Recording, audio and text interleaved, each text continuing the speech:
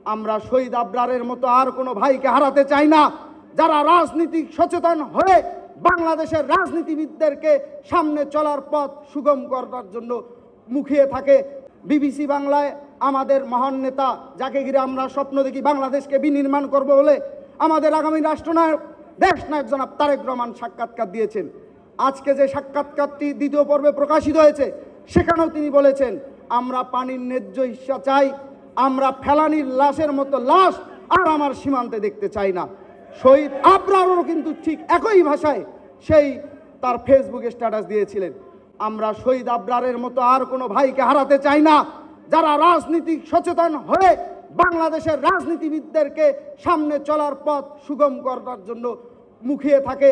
তাদেরকে আমরা সব সময় আমরা সহযোগিতা করতে চাই। আমরা চাই, আমরা যেমন যৌক্তিক সমালোচনাকে সব সময় প্রাধান্য দিয়ে থাকি, আমরা বাংলাদেশ জাতীয়তাবাদী ছাত্র দলের রাজনীতি করতে গিয়ে, আমরা রাজপথের আন্দোলন সংগ্রাম করতে গিয়ে আমরাও অনেক ভাইকে হারিয়েছি, আমরাও অনেক বোনকে নির্যাতন নিপীড়নের শিকার হতে দেখেছি।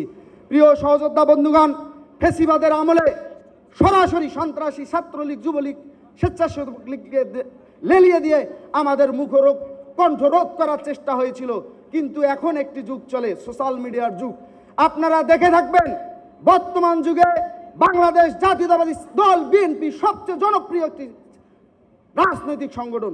সে সংগঠনের ভালো কাজকে মানুষ অভিনয় বলে প্রচার করছে, আর খারাপ কাজ করলে তো কোনো কথা নেই।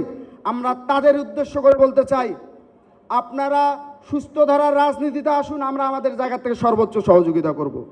কিন্তু অসুস্থ ধারার রাজনীতি বাংলাদেশের প্রেক্ষাপটে, বাংলাদেশের পরিবেশ পরিস্থিতিতে কখনো বরদাস্ত করা হবে না। আমরা বাংলাদেশ জাতীয়তাবাদী ছাত্রদল সব সময় যৌক্তিক সমালোচনা যে কারো, সেটা যেমন হোক, আমরা সাদরে গ্রহণ করি। কিন্তু বাংলাদেশ জাতীয়তাবাদী ছাত্রদলের অযৌক্তিক সমালোচনা অবশ্যই আমরা শক্ত হতে প্রতিহত করার শক্তি এবং সামর্থ্য রাখি, এবং সেটা গণতান্ত্রিক উপায়। প্রিয় সহযোদ্ধা উপস্থিতিবৃন্দ, বক্তব্য দীর্ঘায়িত করব না, শুধু এটুকুই বলবো, শহীদ আবরার ফাহাদ যে দৃষ্টান্ত রেখে গেছেন বাংলাদেশের ইতিহাসে, তিনি স্বর্ণাক্ষরে জল জল করে থাকবেন আমাদের হৃদয়ের অনুভূতিতে।